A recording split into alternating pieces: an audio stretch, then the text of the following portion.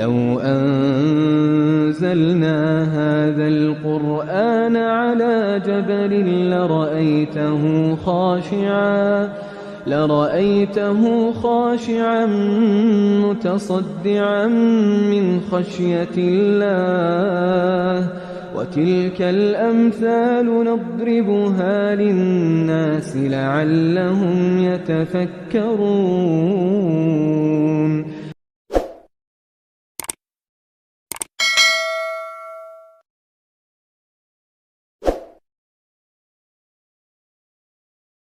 Assalamualaikum warahmatullahi wabarakatuh. Apa khabar semua? Selamat datang ke channel Mystic Horror, di mana pada malam ini aku akan menyampaikan 3 cerita seram yang aku dah pilih untuk anda dengar. Dan ketiga-tiga cerita ini diambil daripada blog-blog tempatan lah. Pelbagai sumber pun ada, dekat Google pun ada. Jadi pada malam ini, ketiga-tiga cerita ni aku dah pilih dan ini yang terbaik yang aku nak bacakan untuk anda semua. Jom, tanpa buang masa, kita mulakan dengan kisah yang pertama. Kisah yang pertama diambil daripada Arkib Angka Negara, ditulis oleh Zihan Mustafa, bertajuk Kisah Seram Stor Farmasi. Hari tu aku kena stay after work, kira overtime lah, membantu Puan Z untuk settlekan pembelian ubat setelah duit peruntukan tambahan baru masuk.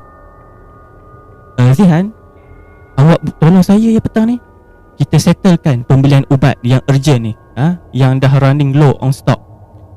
Okey Puan, kita kasih settle cepat lah supaya kita dapat bekalan ubat dengan lebih cepat tanpa tak ada masalah di kemudian hari. Jadi jam pun dah masuk pukul 5 petang dan kaki tangan hospital telah pun mula beransur-ansur balik daripada kerja. Staf dekat stor farmasi pun dah mula seorang demi seorang meninggalkan kubikel mereka untuk balik ke rumah.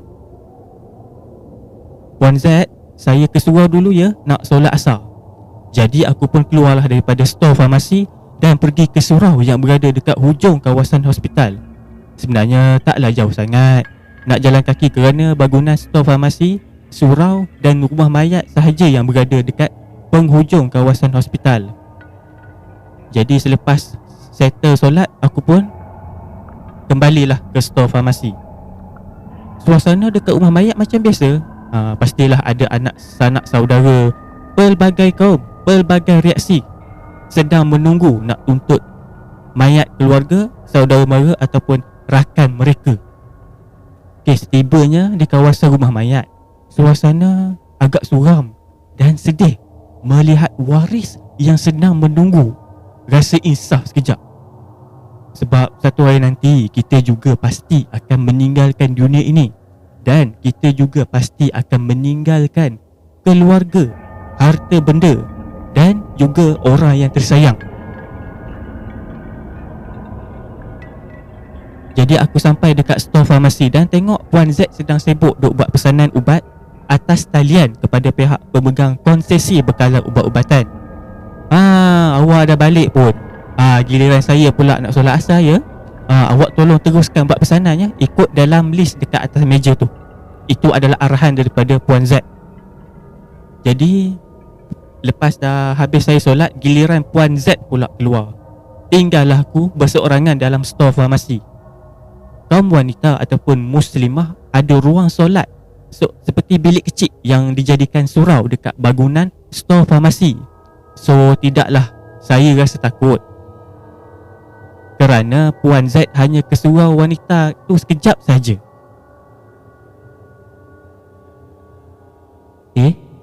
Budak Fadli dengan Nizam masih ada dalam stor nampaknya. Itu adalah sangkaan aku bersindiran. Untuk pengetahuan semua, Fadli tu adalah budak PRP ataupun Houseman Pharmacy yang sekarang attach dekat store. Dan Encik Nizam adalah pembantu takbir dekat store farmasi. Rajin pula budak Fadli ni, tak balik-balik lagi. Kalau Encik Nizam tu tak apalah, boleh claim overtime. Itu adalah bisik aku pada diri sendiri. Adalah dalam 15 minit kemudian, Puan Z masuk semula sebab dia dah selesai solat. Tapi yang peliknya, muka dia pucat dan kelihatan seperti terlihat sesuatu. Zihan, saya nak kena balik ke rumah segera. Saya ada urusan yang urgent ni. Boleh tak? Sebab suami saya baru je call. Boleh tak awak sambung lagi buat kerja, buat order ni? Of course boleh, tapi tak apalah, family first kan, Puan Z. Puan baliklah dulu. Jangan risau. Saya akan tolong settlekan. Tak banyak dah lagi pun. Itu adalah kata-kata saya. Jadi Puan Z ni pun bergegas lepas dengar jaminan daripada saya nak tolong continue order ubat. Jadi Puan Z ni pun bergegas kemas barang-barang dia dan bersiap nak balik kerana ada urusan keluarga. Sebelum Puan Z balik, dia cakap dengan saya, awak okey ke tak seorang-seorang kat store ni? Tak apa Puan Z, budak Fadli dengan Cik Nizam tu ada kat dalam store tu. Dia orang tak balik lagi. Fadli dan Cik Nizam? Bukan ke tut bunyi telefon Puan Z. Sebenarnya Puan Z nak habiskan ayat tu. Fadli dan Encik Nizam bukan. Dia nak habiskan ayat tu sebenarnya, tapi suami dia call. Belum sempat Puan Z nak habiskan ayat tu, jadi Puan Z terus jawab panggilan telefon tu dan keluar dengan tergesa-gesa. Agak mungkin urgent sangat lah kot. Jadi tinggallah aku seorang dalam bilik pejabat dekat store farmasi tu. Dekat depan aku ni ada tingkap kaca yang membolehkan aku melihat store farmasi. Besar dan luas juga store farmasi ni. Ditambah pula dengan rak ubat yang tersusun rapi mengikut jenis-jenis ubat. Mana pula budak berdua ni? Si Fadli dengan si Zam dah habis kerja ni, bolehlah belanja dia orang minum-minum kat mamak. Rajin betul dia orang buat kerja lebih masa. Itulah, kadang-kadang kita kena hargai jugalah staff kita kan. Belanjalah dia orang sikit, buat hati dia orang gembira. Sebab dia orang pun dah berhempah pulas kan, cari duit. Tapi tak nampak pula kelibat mereka dalam store tu.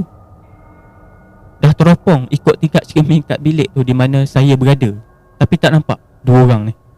Yang ada bunyi printer dot metric bunyi printer.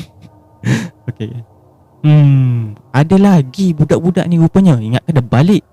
Bunyi printer itu bermaksud dia orang tengah print pesanan keluar ataupun issue out daripada sistem komputer yang membolehkan mereka mengeluarkan ubat daripada store dan membekalkannya mengikut pesanan daripada wat-wat. Jam dah masuk pukul 7.15 petang. Kerja order online dah hampir siap. Jadi lebih baiklah aku rasa pergi ke surau dululah, yang lagi afdal. Jadi lepas solat aku bolehlah settlekan kerja dengan cepat.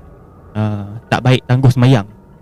Selalunya bila dalam lepas waktu kerja ni, sistem online agak pantas sedikit. Kalau tidak line macam ciput. Selepas settle solat, sekali lagi aku akan lalu kawasan rumah mayat. Masih lagi ada orang di kawasan rumah mayat ni. Tiba-tiba aku terpandang ada sesuatu dekat atas bumbung store farmasi daripada rumah mayat tu. Dia nampak sesuatu dekat store farmasi yang dia kerja tu. Dia on the way balik, dia lalu dekat rumah mayat tu. Dari rumah mayat tu dia nampak kelihatan kelibat putih tergebang masuk ke dalam store farmasi tempat dia kerja melalui bumbung. Jadi aku pandang dua kali nak make sure betul ke apa yang aku tengok.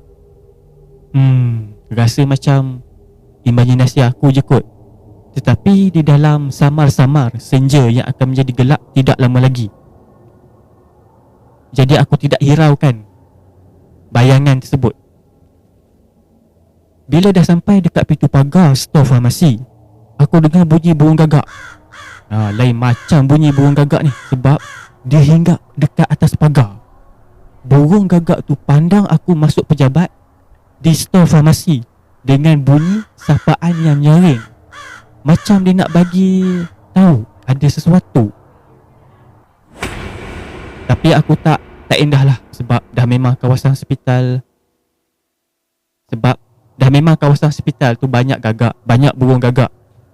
Jadi bagi aku itu adalah situasi biasa. Memang gagak akan berbunyi macam itulah. Bila dah sampai dalam pejabat store farmasi tu, rasa sunyi sangat. Hanya bunyi mesin printer dot matric tu pun dah tak ada. Tapi lampu store masih terbuka. Budak dua orang ni ada lagi ke? Itu adalah bisik hati aku sambil tengok ke dalam store melalui tingkap cermin di depan aku. Tak ada siapa pun. Memang sunyi. Dan aku terus duduk dekat kursi depan desktop pejabat nak buat order. Yang sedang aku fokus nak buat pesanan, aku rasa macam ada orang yang tengah melambai dari dalam store.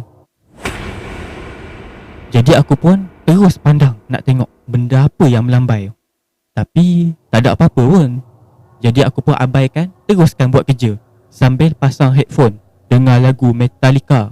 Metallica yang tengah famous lah masa tu. Jadi sekali lagi aku rasa macam ada yang melambai dari dalam store farmasi. Jadi aku cuba jeling nak tengok apa yang melambai tu. Lah bila aku tengok, rupanya bendera Malaysia yang diletakkan dekat setiap tiang rak ubat tu yang berkibar-kibar. Seolah-olah bagaikan ada yang melambai. Jadi aku pun teruskan kerja. Tetapi kerja aku terhenti bila aku tengok semula nak cek bendera tu sekali lagi. Macam mana boleh bendera ni berkibar sedangkan dalam store ni bertutup, tak ada angin? Lama aku tengok bendera kecil tu. Pada setiap rak ubat tak ada satu pun yang berkibar. Tiba-tiba yang berada dekat rak tengah-tengah pula terusik-usik. Dia bukan macam angin tiup, macam ada benda yang bermain dengan bendera tersebut. Macam ada orang yang tolong kibarkan bendera tu. Jadi hati aku dah rasa tak sedap. Aku terus masuk ke dalam store dekat kawasan meja kerja Fadli dan Encik Nizam. Aku nak cek sama ada diorang masih ada kat situ ke tak. Bila aku pergi dekat kubikel diorang, dekat dalam store tersebut, dengar macam ada orang sedang bersembang. Momang. Rasa lega lah bila dah dengar macam ada orang menyembang. Dah tentulah si Fadli dengan si Nizam tu masih ada. Jadi aku teruskan lagi ke kubikel. Duk-dap. Jantung aku tiba-tiba berdegup laju. Bulu roma tegak berdiri. Suara macam ada sedang menyembang, tapi tak ada orang. Jadi aku tengoklah kiri dan kanan. Aku tengok kiri, kanan. Tengok kiri dan tengok kanan. Tiba-tiba ada kelibat putih yang aku tengok pada senja tadi, yang dekat atas bumbu store time nak balik daripada solat maghrib. Lepas aku tengok kelibat putih tu, tiba-tiba lampu store terpadam, blackout. Seluruh ruang store jadi gelap gelita. Adalah lampu pejabat tu je yang terang, tapi jauh di depan. Jauh depan. Jadi kira gelap lah. Cuma lampu kat ujung tu je yang terang. Jadi aku berlari secepat yang mungkin daripada dalam gelap tersebut ke arah pejabat. Dan aku terus kemas semua barang-barang, masukkan dalam beg, nak caw daripada store tu. Time tu memang aku dapat rasa macam ada orang yang sedang perhatikan aku dan menghampiri aku. Tengah kelang kabut, aku kemas barang-barangku. Tiba-tiba datang pula bau. Bau ni bukan bau apa. Cuba teka bau apa. Ya, bau kapur barus yang orang guna untuk mandi mayat tu. Bila dah terbau macam tu, lagilah dah tak sanggup nak tunggu. Aku terus caw daripada pejabat store. Dan aku sempat punch card lah yang diletakkan dekat pintu keluar pejabat store farmasi. Jadi kemudian aku ternampak punch card Encik Nizam yang berada 2 slot di bawah punch card aku. Aku tengok kad dia sebab nak tengok pukul berapa Encik Nizam balik pada hari tu. Bila aku tengok dekat kad punch card Encik Nizam tu, alangkah terkejutnya bila pada punch card Encik Nizam pada hari itu dah tertulis masa pulang jam 5 petang. Jadi maknanya Encik Nizam dah balik. Jadi siapa yang berada dalam store tu? Jadi saya rasa apa yang nak cuba disampaikan oleh Puan Z masa petang tadi, sebelum beliau pulang ke rumah, time dia nak habiskan ayat tu, yang suami dia telefon tu, Puan Z tu, sebenarnya dia nak bagi tahu bahawa Encik Nizam dah balik, tapi tak sempat. Tapi sekarang dia dah tahu dah. Aduh, aku memang rasa berseram betul. Plus takut. Tangan aku menggeletar. Jadi aku terus tutuplah pejabat stor, farmasi dan kunci pintu secepat mungkin. Jantung aku masih lagi berdegup laju. Bulu roma jangan cakap lah, tegak berdiri. Jadi aku mulalah berjalan laju ke arah tempat letak kereta bertingkat, nak pulang ke rumah. Waktu aku nak berjalan ke kereta, aku masih rasa ada benda yang ikut aku. Aku membacalah semua surah Al-Quran. Habis semua 3 kul dan ayat kursi aku baca banyak kali. Setibanya aku dekat kawasan tempat parking hospital, aku tekan butang lift nak naik ke tingkat 5 tempat aku letak kereta aku. Kawasan tempat letak kereta tu pun sunyi. Sedangkan masih awal lagi, baru pukul 8.30. Jadi aku tengoklah jam aku. Aku tunggu dengan penuh tak sabar. Nak tunggu lift kan, kita tengok jam. Cepatlah. Aduh, cepatlah lift turun. Macam tu lah. Aku tunggu dengan penuh tak sabar nak naik lift secepat mungkin. Tiba-tiba pintu lift dibuka. Keting. Aku turun masuk dalam lift dan tekan butang tutup pintu lift secepat yang mungkin. Alhamdulillah lift tutup dan start bergerak naik ke tingkat 5. Aku tersandar di dalam lift sambil nak cuba tenangkan ketakutan aku, tenangkan diri. Dan tiba-tiba pintu lift berhenti dekat tingkat 2. Aduh, siapa pula tekan nak naik lift ni? Aku bercakap dalam hati yang sedang dalam ketakutan. Tak ada seorang pun yang nak masuk dalam lift tu. Rasa lega. Dan alat penggera lift berbunyi yang menunjukkan lift tersebut overload. Bila dah overload, lift akan berhenti. Time ni lah bau kapur bagus muncul kembali. Dan aku dalam lift tu dah tak boleh bergerak, macam kena tindih. Aku nak menjerit, tapi tak ada suara yang keluar. Jadi pintu lift tu tutup dan aku kelihatan seorang saja dalam lift yang overload. Tapi overload dengan apa? Lift mula bergerak ke tingkat 5. Aku cuba sedaya upaya aku nak menggerakkan diri aku yang kena tindih tu. Aku baca dalam hati surah kursi berkali-kali tak berhenti. Alhamdulillah, akhirnya pintu lift terbuka dekat tingkat 5. Dan tiba-tiba aku terlepas daripada ditindih. Aku terus keluar daripada lift tersebut dan berlari pecuk 100 meter seperti Usain Bolt ke arah kereta aku. Jadi aku terus masuk dalam kereta dan lock pintu kereta. Aku terus cari CD bacaan surah Yasin dalam kompartmen kereta ataupun laci dalam kereta kan. Cepat-cepat aku pasang CD tu dan terus hidup enjin dan bergerak keluar daripada tempat parking bertingkat tu. Sepanjang perjalanan aku terus baca surah Yasin ikut bacaan CD yang aku mainkan. Setibanya dekat rumah, aku tak terus masuk ke dalam rumah. Aku stay dalam kereta dan habiskan bacaan Yasin dulu. Dan lepas habis bacaan Yasin, barulah aku keluar. Dengan segera aku masuk ke rumah dengan bergegas. Jadi mak aku tegur, ni kenapa muka pucat macam nampak hantu? Biasalah mak-mak kita kan, nampak muka kita pucat sikit. Kenapa ni muka macam tengok hantu?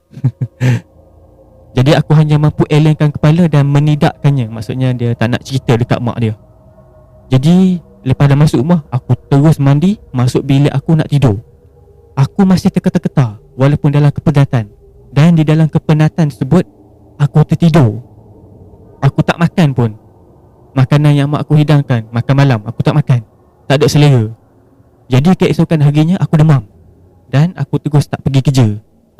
Pada pagi aku tak pergi kerja tu lah, aku cerita dekat mak aku apa yang berlaku. Sampai Z aku cerita. Jadi aku call Puan Z nak beritahu bahawa aku tak dapat datang. Dan aku cerita bahawa aku kena gangguan yang aku kena tu, aku cerita dengan Puan Z. Lepas aku cerita segala A sampai Z, Puan Z mengaku bahawa bukan first time ada staff yang diganggu macam yang aku alami dekat store farmasi tu. Sebenarnya sejak dari hari itulah aku dah tak berani lagi nak tunggu lewat ataupun stay back buat kerja dekat store farmasi. Dan ramai orang yang tak berani nak stay back ataupun berada seorang-seorang dekat store farmasi walaupun pada siang hari. Jadi semuanya tak berani. Bila time balik, semua balik. Tak ada nak tunjuk gaji, nak kerja overtime kan.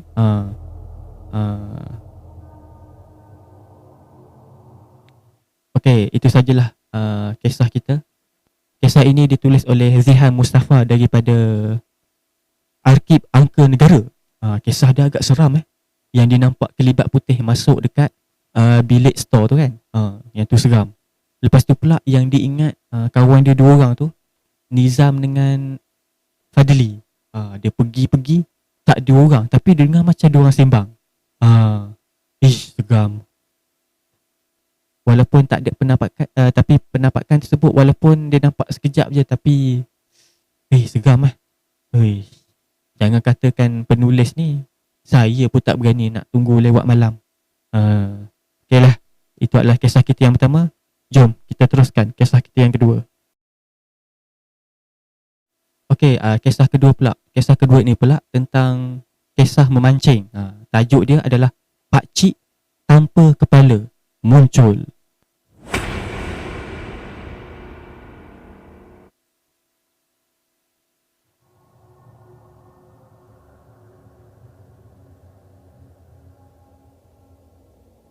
Aku ni perempuan, tapi aku memang suka ikut abang ke, sepupu ke, bapa saudara ke mana-mana sebab lahir-lahir dah memang perangai macam jantan, buat kata mak aku. Ikut mood nak ikut atau tak, buat aktiviti yang kasar, tak main lah masak-masak ke apa ke, geli lah. Jadi adalah satu hari tu aku ikut atuk saudara aku panggil dia Pak Su. Aku pergi mancing dekat satu ladang sawit. Ladang dia taklah seluas ladang yang biasa kita tengok tu, dan ladang dia berhampiran dengan rumah. Dalam 2-3 minit naik motor. Kami berdua je waktu tu plan nak mancing. Yang lain ada cuma 2 orang plan pasang pukat burung. Jadi kami berpecah lah. Maksudnya ada 2 grup. Yang penulis ni dengan Pak Su dia nak pergi mancing, yang sepupu dia yang lain ataupun grup yang lain ni nak pergi tangkap burung. Jadi berpecah lah. Dah pusing-pusing dalam ladang, jumpalah pot baik punya nak mancing. Ada titik kayu melintang atas anak sungai. Dah pakai motor, set up sikit mana yang patut, maka bermulalah penantian penuh kesabaran. Oh ya, time ni pergi mancing waktu malam lepas isyak macam tu. Malam masih muda. Dalam setengah jam macam tu, kami dah rasa bosan. Kami buka lah lagu Jiwang. Time tu zaman MP3, jadi buka lah kuat-kuat kat MP3. Dengarlah sama-sama lagunya. Maklumlah kawasan tu sunyi, tak ada orang lalu lalang. Bunyi enjin kenderaan pun ni taklah kuat sangat. Bunyi macam samar-samar, bunyi dari jauh, bergema sahaja. Tengah sedap layan lagu tu, feeling broken, joran ditarik-tarik, umpan kena. Tapi malangnya ikan terlepas. Bila dikarau, tak apalah, dah bukan rezeki. Kita cuba lagi. Tengah asyik pasang umpan, kita orang pakai cacing dan belalang. Time ni ada seorang pakcik tua datang tegur. Time ni kita orang tak pandang pakcik tu. Biasalah duduk kat titi kan, kaki hayur-hayur menghadap sungai kan.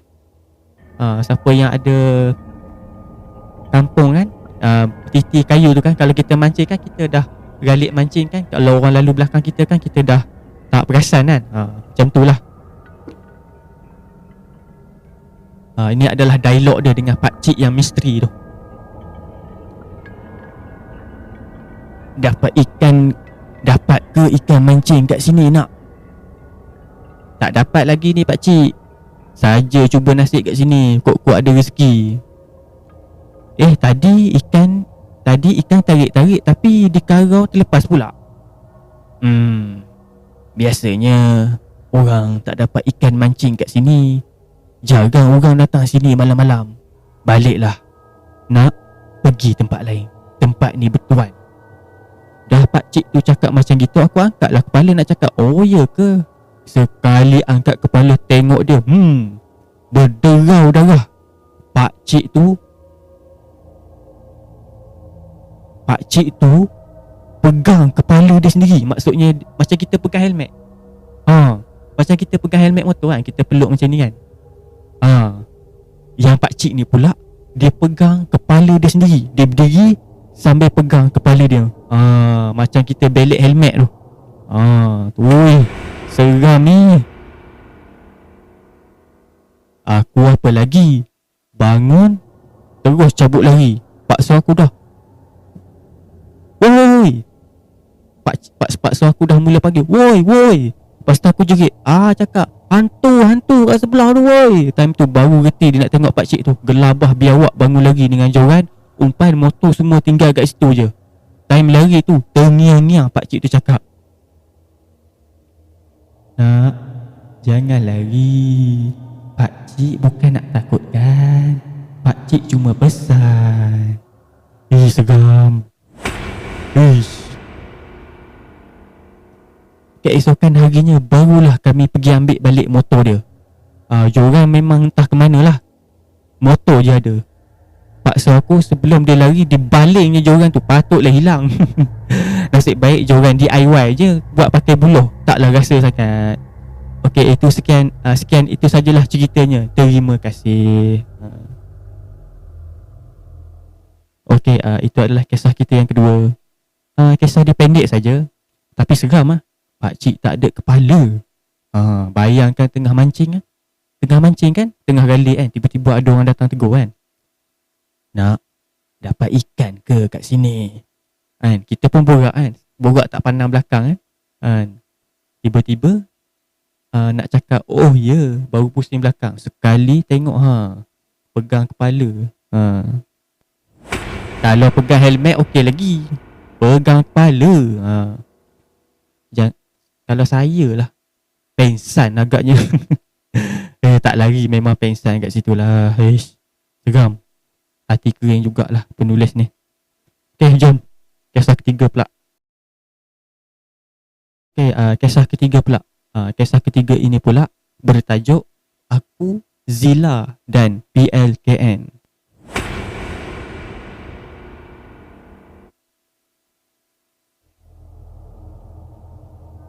Saya antara ribuan pelajar yang terpilih menyertai program PLKN.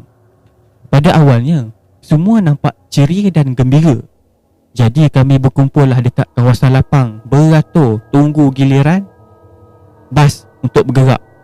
Dan semuanya seakan dah tak sabar nak sampai ke destinasi. Dalam bas yang mulanya sunyi sepi, tetapi sekarang dah bertukar riuh rendah. Dah mula nak berkawan, ataupun dah mula nak, orang kata apa, dah mula nak warm up lah, nak jumpa kawan apa semua. Jadi kami pun menyanyi dan bergelak ketawa bersama-sama. Dan di sinilah bermulanya sebuah perjalanan yang tak pernah saya bayangkan.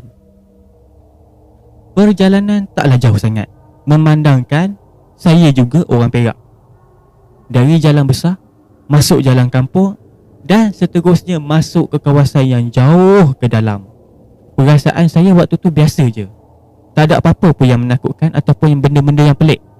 Walaupun tengok banyak pokok-pokok dan sebak samun di kiri dan kanan jalan. Sebaik saja sampai, kami terus dihimpunkan dan dikumpulkan. Dan dah mula sibuk nak cek jadual pendaftaran, pembahagian baju, kasut dan sebagainya. Alhamdulillah, segalanya berjalan lancar. Jadi kami mula dibahagikan dalam beberapa kumpulan. Dari kumpulan besar sampailah ke kumpulan yang kecil. Dan juga termasuk kumpulan dekat bilik tidur. Dom kami ramai. Dan boleh juga dibahagi untuk beberapa kumpulan lagi. Antaranya kumpulan raib, sedang dan hot. Raib bukan bererti dihuni para bunian atau makhluk gaib, tapi diorang ni jenis tak nak bergaul. Dia buat hal sendiri. Biasalah bila masuk camp macam ni memang ada macam-macam pesen kan. Ada yang tak nak bercampur, ada yang selesa dengan geng dia je kan. Dia cari geng dia kan.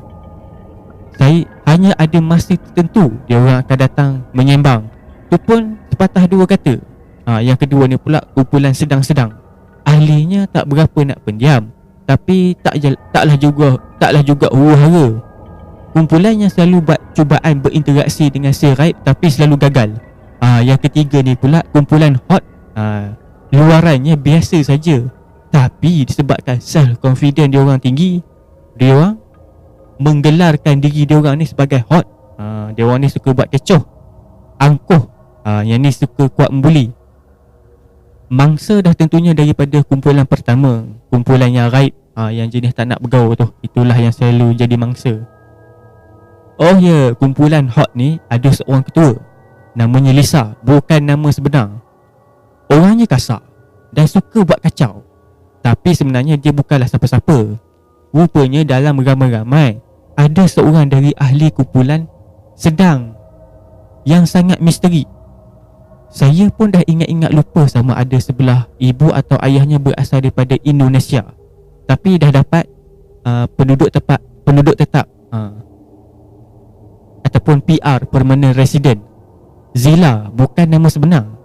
Orang dia kecil molek, wajah dia unik sikit, tapi beliau berasal daripada Selangor. Entahlah, tengok wajah dia macam wajah Melayu lama, manis dan berkulit sawo matang.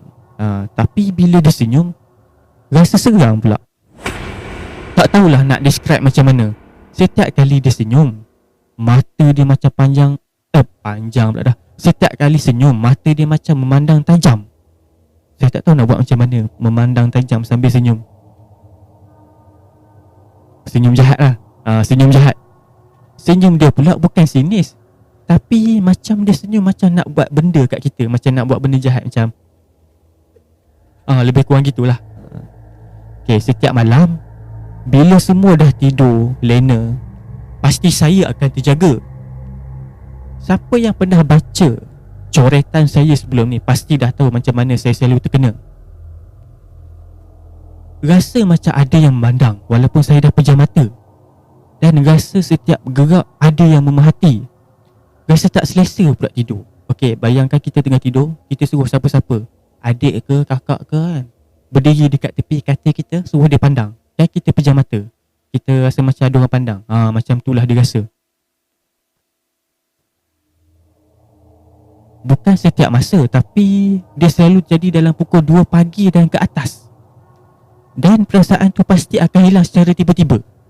Saya bukanlah jenis yang hijab ni terbuka sentiasa, tapi bila teringat kata ustaz yang hijab saya jenis terbuka dan tertutup sendiri ni, makin menjadi-jadi pula. Dan saya yakin ini bukan sebab perasaan semata-mata. Setiap malam kami wajib memadamkan lampu di bilik bila sampai waktu tidur. Kebetulan saya juga tidur bertentangan dengan katil si Zila ni. Ingat ya, 3 kumpulan di awal tadi? Ya, kumpulan ini juga dibahagi mengikut area ataupun kawasan. Jadi kami yang kumpulan sedang duduk di ruangan tengah bilik. Oh lupa, Zila punya rambut sangat panjang sampai paras pinggang, tapi tak cecah lantai. Setiap hari Zila ni ada satu tabiat. Dia akan bangun di awal pagi, adalah dalam pukul 3 pagi. Dia bangun, dia sikat rambut dia yang panjang tu. Korang bayanglah, dalam gelap tapi masih boleh tengok, pukul 3 pagi ada orang sikat rambut depan kita. Segamnya. Dah time disikat tu, dia membelakangkan badan. Maksudnya kita bila katil dia mengadap, bila penulis ni bangun, dah ternampak dia sedang sikat rambut, so jadi dia nampak belakang si Zila ni lah, dia tengah usap rambut dia. Ui, seram.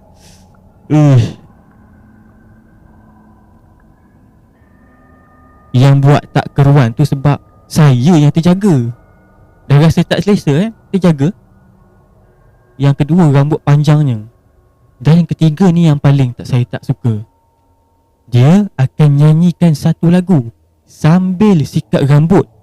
Tak ada lirik, hanya bunyi di bibir saja, ataupun orang panggil humming lah. Pernah tengok tak cerita Maya Karin dalam Pontianak Sundal Malam? Gitulah tajuknya. Pontianak Harum Sundal Malam. Dia nyanyi.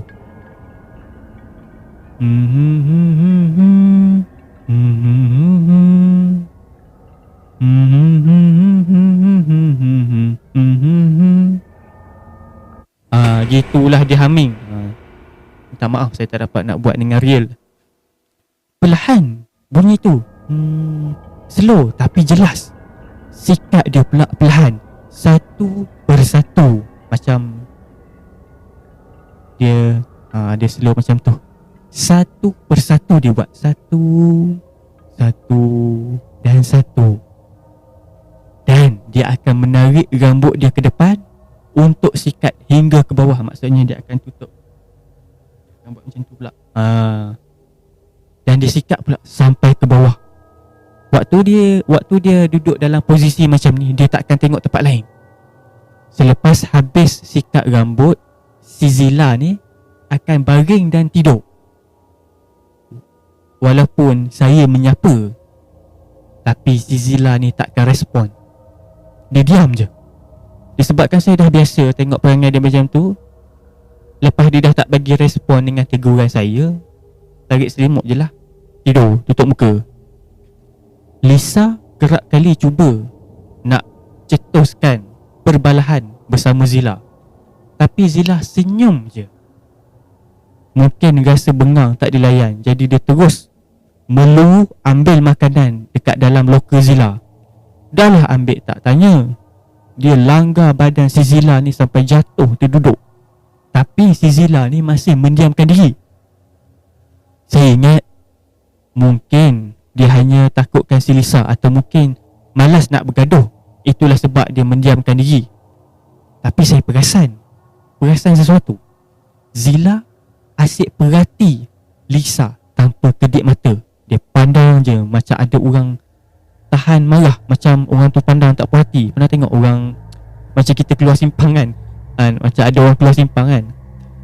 Macam kita jadi tak puas hati dengan orang tu. Kalau orang tu yang keluar simpang tak bagi segena, betul tak? Kita akan pandang. Kita akan pandang macam tu. Macam tu lah si Zila ni pandang kepada Lisa, tak kedip mata. Malam tu sunyi, tak riuh macam selalu. Dan Zila juga macam tu, tak melawak macam biasa. Mungkin dia masih marahkan kot tentang kejadian siang tadi. Saya fikir katil Lisa ni jauh di hujung. Sedang kami mula lena, saya dengar bunyi yang aneh, macam bunyi orang tercekik. Macam ada orang tercekik. Tapi heran, siapa yang curi makan lagi dalam keadaan gelap gelita? Jadi saya biarkan je lah, takut-takut salah dengar. Tapi makin lama makin kuat. Macam tu lah bunyi dia. Jadi saya cepat-cepat bangun dan kejutkan orang lain. Bangun. Jadi bila dengar betul-betul bunyi tercekik tu, sah datang daripada katil Lisa. Ya Allah, Lisa seolah-olah dia kena cekik. Tangan dia pegang leher dan kaki dia tendang-tendang katil macam yang saya buat tadi. Kaki dia tendang-tendang katil tu macam orang menggelupur lah. Mata dia pandang ke atas, macam mata Undertaker tu. Mata dia pandang ke atas. Mata putih tu macam mata Undertaker. Habis kelang kabut satu dom. Waktu tu lah rasa sejuk lain macam. Meremang pun ada. Kami dah cuba mantu sambil kawan-kawan yang lain baca ayat suci Al-Quran. Dan bila tersedar, Lisa menangis ketakutan.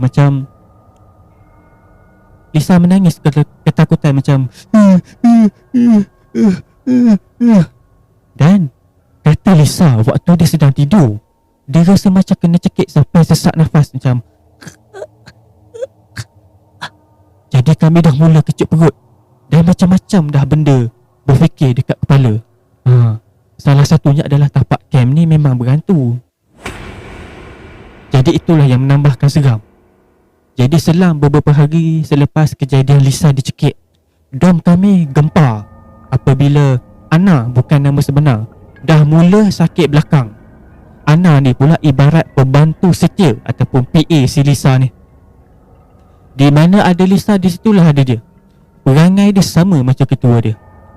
Katanya tulang belikat dia macam sakit. Nak angkat tangan pun tak boleh. Dia punya sakit tu sampai nangis terisak-isak. Kami rasa salah urat agaknya. Iyalah, tak boleh duduk diam. Usik sana, usik sini, mungkin terlajak mengusik barangkali sehingga ke malam. Ana masih menangis menahan sakit.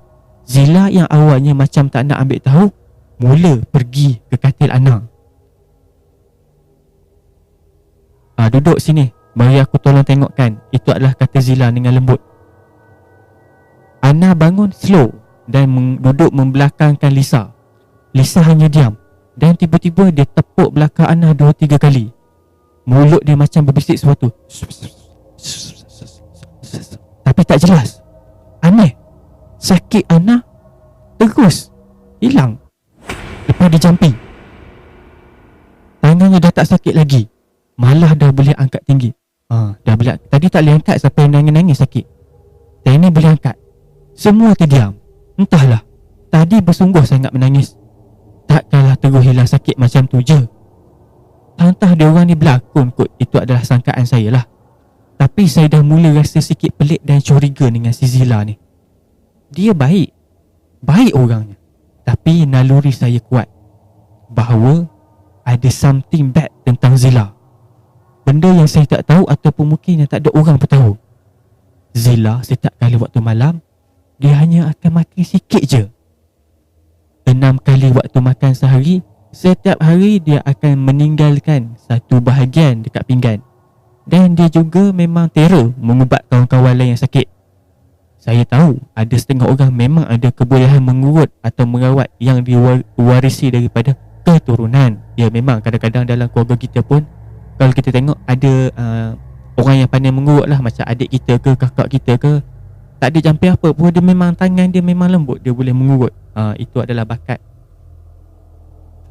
Bukan tu saja, dia juga macam dia suka muncul tiba-tiba. Dia bukan muncul macam tegur Assalamualaikum, tak. Dia muncul tiba-tiba, macam kita pandang dia dah ada dah. Lepas tu bila kita pusing belah lain, dia dah hilang. Dia macam tu, macam biskut.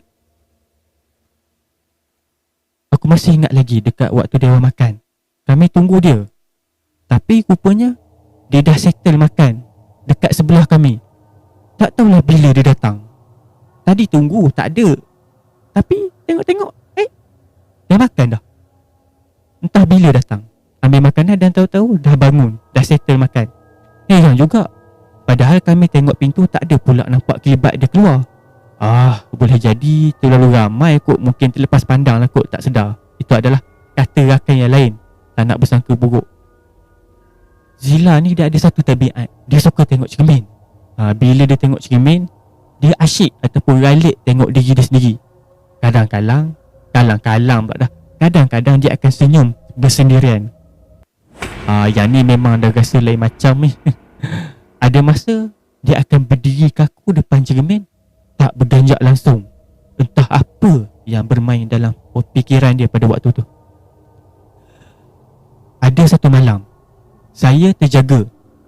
Saya tahu memang ada rondaan setiap malam, tapi tak mungkin pula ada yang masih berjaga dan bergelak ketawa dan dengar-dengar macam bisik, tetapi tak jelas.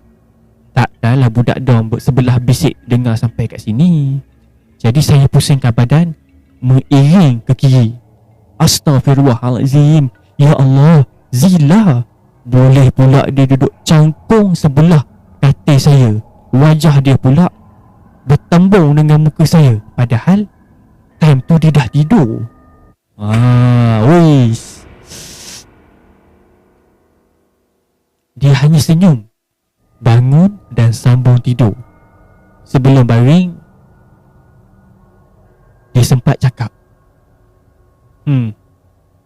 aku pun dengar benda yang sama. Aku tahu kau istimewa. Allah, waktu tu memang dah macam dulu bilik ais. Takutnya sampai menggigil. Nak baca bismillah pun tergagak-gagak. Bismillah. Jantung berdegup laju macam nak pecah. Merasa macam dah memang tak boleh tidur, berpeluh malam tu. Yelah, bayangkan kita tengah tidur sedap bila dengar bunyi macam orang bisik. bila kita mengiring, pusing mengiring, kawan kita tengah cangkung, wajah dia pula bertembung dengan wajah kita. Mana tak terkejut? Seram Dan saya tahu Zila juga ada benda istimewa. Saya pasti dia ada sembunyikan sesuatu daripada saya. Kami boleh dikatakan sahabat rapat, tapi sejak ada berlaku beberapa insiden, saya dah mula rasakan sesuatu. Bukanlah saya jauhkan diri, tapi saya dah mula pelik dan rasa tak selesa pula. Saya perasan kadang-kadang dia pandang saya tajam, tapi bila saya tengok, dia terus alih pandangan. Banyak kejadian mistik yang berlaku. Yang kena histeria kat bilik air pun ada. Laki pun kena, yang mengilai di tengah malam. Dan macam-macam lah nampak. Bukan saya saja, tapi kawan-kawan lain juga rasa yang sama. Bayangkanlah kumpulan raib terus jadi tak raib dah, takut punya pasal, terus jadi meramah, menyemang-nyemang. Apa lagi, waktu bilik tu tiba-tiba berbau wangi. Wanginya semerbak, lain daripada bau bunga, lain daripada bau sabun. Wangi yang tiba-tiba ada, tiba-tiba tak ada. Waktu ni semua akan berselubung tidur. Tetapi tidak bagi Zila. Saya pernah tengok curi-curi. Dia kelihatan sangat tenang, macam tak ada apa-apa. Adalah satu malam, waktu saya terjaga, disebabkan selimut saya ditarik. Bila buka je mata, lepaskan dia tengah tidur, selimut dah ditarik. Jadi dia buka mata, Zila duduk cangkung atas katil. Dengan rambut tupiah, tutup muka, badannya digoyangkan perlahan ke depan dan ke belakang beberapa kali. Anda dalam malam ni dia goyangkan badan ke depan dan ke belakang. Lepas dah tengok tu, saya cepat-cepat pejamkan mata. Sampailah satu hari saya tekad nak tanya dia. Seolah-olah pergerakan saya ni dah dibaca. Zila terus datang duduk dengan saya dan dia senyum. Sudah. Apa pula ni? Belum sempat saya nak tanya, dia dah mula menyembang. Dia pun cerita, dia ni anak tunggal. Dia dibesarkan dengan penuh kasih sayang. Apa sahaja kehendaknya pasti akan dipenuhi tanpa dibantah. Tapi mak bapak dia tak hanya memberinya harta benda. Bukan setakat harta benda je mak ayah dia beri. Ada benda lain yang diberi bersama. Katanya benda yang diberi tu selain daripada harta adalah saka milik keluarga dia. Saka tersebut diberi bertujuan nak protect dia. Apalagi sekarang sedang berjauhan dengan keluarga. Allah, waktu tu saya bagaikan terpaku mulut, badan keras, terkejut. Jelasnya lagi, kejadian yang menimpa Lisa dan yang lain memang ada kaitan dengan diri dia. Lisa ambil barang dia tanpa minta izin, melanggar dia sampai jatuh. Ana pula pernah tampar belakangnya waktu di dewan sebelum Ana mula sakit. Senang ceritalah, siapa-siapa yang buat dia marah atau terasa hati, pasti orang tu akan diganggu dengan belaan dia. Ada yang disuruh dan ada yang sakanya pergi sendiri jika menyakiti tuan dia. Maksudnya ada masa tuan dia suruh sakitkan orang tu kalau orang tu bagi, orang kata apa, bagi ancaman. Dan ada masanya benda tu sendiri yang pergi. Maklumlah dia macam bodyguard kan. Dan ni bodyguard alam sebelah. Ya Allah, waktu ni perasaan saya bercampur bau. Patutlah setiap kali dia ubatkan, sakit pasti akan terus kebah. Rupanya dialah punca. Jadi Zila ni pun berkata lagi, dia pun tak nak, tapi dipaksa untuk terima oleh keluarga dia. Zila bukan jenis kaki ponteng solat. Dia mengaji dan rajin berzikir. Itu yang buatkan saya terkejut. Pelik, macam mana orang yang bela saka masih boleh mengaji dan rajin? Selalunya kalau orang yang ada bela saka, dia tak boleh, dia macam kalau dia dengar mengaji dan berzikir, dia akan rasa panas. Tapi yang ni pelik, dia boleh pula pergi mengaji dan berzikir. Pelik Dan tambah Zila lagi, belaan dia takkan ganggu kalau orang tak ganggu dia. Tuan dia itulah si Zila tu. Asalkan tak sakitkan hati dan perasaan dia, dengar saja begitu kecut perut jugalah. Yalah, mana nak tahu hati dan perasaan bukannya boleh dibaca. Maklumlah kita ni bukannya macam X-Men tu, Profesor apa tu, Xavier tu kan, yang boleh baca minda orang kan. Kalau saya terlajak katalah, agaknya memang giliran saya lah pula kena kacau. Dan macam biasa, Zila ni macam dah boleh baca fikiran saya. Terus dia menambah, aku tak izinkan dia mengganggu kawan-kawan rapat aku. Entahlah nak gembira ke takut, saya pun confused. Masak ni sampai aku pun dijaganya. Zila hanya tersenyum. Tapi bila dia ingat, saya memang pernah beberapa kali diganggu pelajar lelaki. Maksudnya macam kena fiwik lah. Esoknya mereka datang minta maaf. Kadang-kadang bukan usik apa pun, melawak je. Jadi secara jujurnya saya dah mula sedih dan takut. Bukan takut belaan Zila, tapi takut nanti orang salah faham. Nanti orang ingat saya pula yang membela. Yelah, entah apa punca dia orang minta maaf pun tak tahu. Entah belaan Zila kot punya kerja. Waktu ni terus saya berfikir, entah ada waktu saya bersama Zila, tetapi bukan saya bersama Zila yang sebenar. Maksudnya Zila alam sebelah. Yelah, dia membela kan. Orang yang membela ni, dia punya belaan tu akan menyerupai tuan dia. Sebab tu kalau tadi dia orang tunggu tiba-tiba muncul kat tepi, tiba-tiba muncul kat tepi katil. Mungkin yang ada gelagat aneh tu bukanlah Zila. Kata orang belaan ni mampu menyerupai tuan dia, tapi tak boleh bernyembang. Tak tahulah entah betul ke tak. Jadi saya try pujuk Zila nak buang. Tapi kata Zila, kalau nak buang bukanlah semudah yang disangka. Apalagi kalau dah sebati bersama keturunannya. Hanya orang yang betul-betul terror boleh tolong. Pernah ibunya nak cuba buang, tapi gagal. Katanya lepas habis PKN ni, dia orang nak jumpa seorang ustaz dekat selatan tanah air nak berubat. Jadi saya diam je lah. Dia sahabat saya, tapi dalam masa yang sama, saya takut nak berada dekat dengan dia. Nak menjauhkan diri, takut juga dia kecil hati, sekarang kena ganggu pula. Tapi saya kena juga berterus terang kepada dia. Saya memang takutkan saka, tapi saya tak boleh pejam mata dan membiarkan rakan lain kena usik. Kalau semua tahu, pasti tak ada langsung yang nak berkawan dengan dia. Yelah, nak jaga hati punya pasal, masing-masing dia membatu je. Tiba waktu kunjungan keluarga ataupun family visit, tak ada siapa pun pernah jumpa keluarga Zila, walaupun sekali. Tahu-tahu dia dah bawa barang macam-macam ke bilik. Entah dikirim ikut angin ataupun mungkin malam berlalu dan silih berganti.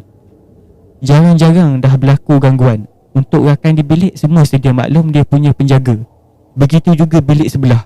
Jika ada yang nak pinjam atau minta, pasti akan menunggunya. Kecuali kalau dah diberitahu awal, barang ini boleh dimakan, diambil atau diguna oleh siapa saja, baru tiada gangguan. Maksudnya kalau si Zila ni tak announce, siapa nak ambil barang saya ni, ambil lah, saya izinkan. Siapa yang ambil tidak akan diganggu. Tapi kalau si Zila dia tak cakap apa-apa, dia ambil macam tu, pasti kena ganggu. Macam bodyguard, bila tuan dia kena, contohnya kalau kita tengok orang escort VVIP, bila ada berlaku ancaman, macam ada orang nak serang ke apa kan, pasti bodyguard dia akan bertindak dulu, betul tak? Macam tu lah Zila ni punya saka.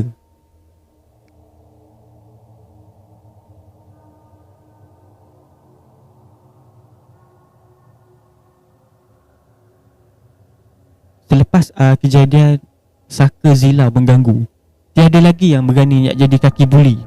Dan pernah juga jurulatih tu turut terkena ganggu dengan saka si Zila ni. Dia punya terkejut kena usik tu demam. Terkejut punya pasal sampai demam. Kalau ikutkan cerita, jurulatih tu dikejar hantu sampai pengsan. Disebabkan ramai yang dah tahu Zila semakin lembut, Zila semakin tidak lagi sensitif, tak bertempat. Mungkin takut kehilangan teman. Jadi siapa tahu kan. Pernah juga memang ada gangguan dekat camp. Kami hantar Zila sebagai wakil teman cikgu. Waktu tu pelajar terserempak dengan Cik Ponti waktu malam ketika meronda.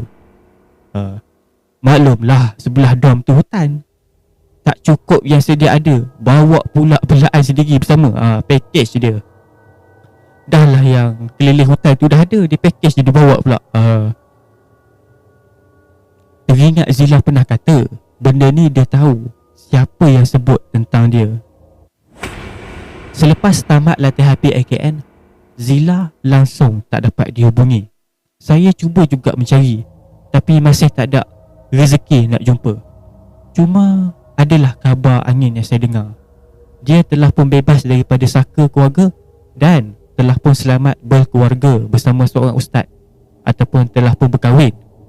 Tak tahulah betul ke tidak, kerana bila saya cuba call dia gagal. Rasanya mungkin dia dah cuba bermaina hidup baru agaknya. Tak apalah, saya doakan yang baik-baik sajalah. Tetapi ingat, hebat macam mana pun, janganlah kita menduakan Allah. Saka tiada yang baik, mudaratnya lebih banyak. Berbaliklah kepada Allah. Buat Zila, jika awak terbaca kisah ni, saya nak awak tahu, tanpa saka, awak tetap sahabat baik saya.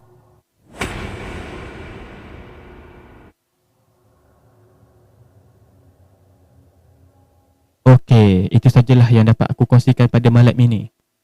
3 kisah seram yang aku dah baca dulu, dan aku dah pilih, aku pilih yang paling seramnya untuk anda dengar.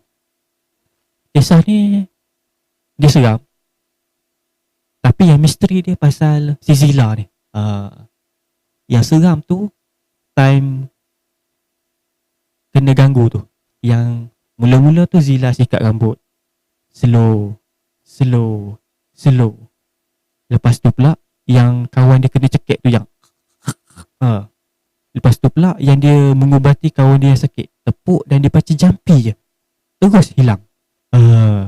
Dan yang paling seram tu, yang dia tengah tidur, dan bila dia nak pusing ke belah kanan tu kan, nak mengiring kan, tiba-tiba Zila muncul sambil bercangkung. Tu okey lagi.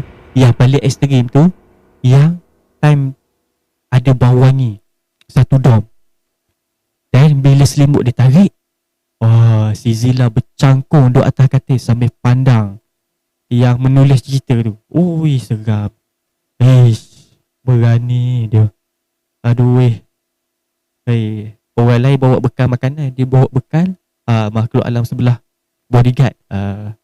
Aduh. Okey, itu sajalah yang dapat aku kongsikan. Terima kasih kerana sudi mendengar kisah-kisah seram daripada channel Mystic Horror. Tetapi channel Mystic Horror ni simple saja cara penyampaian dia, tak heavy sangat macam channel-channel yang lain. Jadi aku minta maaf sangat-sangat jika penyampaian aku tak dapat nak memenuhi standard kehendak anda semua. Saya betul-betul minta maaf. Saya pun dah cuba sehabis mungkin untuk berlatih sebelum shoot video ni, tapi apakan daya, saya memang selesa bercerita macam ni. Saya bukanlah tak nak berubah, saya bukan tak nak improve, tapi memang ini adalah cara saya menyampaikan cerita. Jadi tak apa, saya tak kisah. Yang tak minat dengan cara penyampaian saya tak kisah, sebab saya faham tak semua kita tak boleh paksa orang suka kita, betul tak? Tak apa, ada banyak lagi channel horror yang lain yang lebih hebat daripada channel Mystic Horror ni yang anda boleh dengar. Bukan saya merendah diri ni, saya tak yakin dengan diri saya sendiri. Saya yakin dengan diri saya sendiri. Cuma saya tak naklah macam berasa sedih dan kecewa bila orang tak tengok channel saya. Jadi saya bagi tahu awal-awal, tak apa, it's okay. Anda tak tengok channel saya, maksud saya tak paksa anda tengok channel saya. Siapa yang nak tengok, dipersilakan. Kan? Siapa yang dengar, alhamdulillah, terima kasih banyak-banyak. Siapa yang dah view, like, share dan subscribe, terima kasih banyak-banyak. Kepada yang masih belum, silalah like, share dan subscribe channel ini untuk dapatkan konten-konten yang latest daripada channel Mystic Horror. Jadi itu sajalah yang dapat aku kongsikan pada malam ini. Jika ada sebarang kekurangan, aku minta maaf sangat-sangat daripada hujung rambut sampai hujung kaki. Jika cara penyampaian aku agak berterabur ataupun tak elok, aku minta maaf sangat sebab aku tak berpandai sangat nak berlakon. Jadi aku cuba buat yang mana aku mampu buat. Lagipun channel Mystic Horror ni simple saja cara penyampaian dia, jadi tak heavy lah sangat. Dan saya harap anda semua faham lah. Bila saya cakap macam ni bukan maknanya saya tak yakin dengan diri saya. Saya yakin, cuma saya tak suka paksa orang. Bila orang dah tak minat, tak mengapa, anda boleh tengok channel lain. Saya tak marah. Jangan risau, saya tak marah. Buat apa nak paksa-paksa, betul tak? Okey, melalut pula. Itu sajalah. Sekian, terima kasih. Assalamualaikum warahmatullahi. Good night everyone. Have a nice day.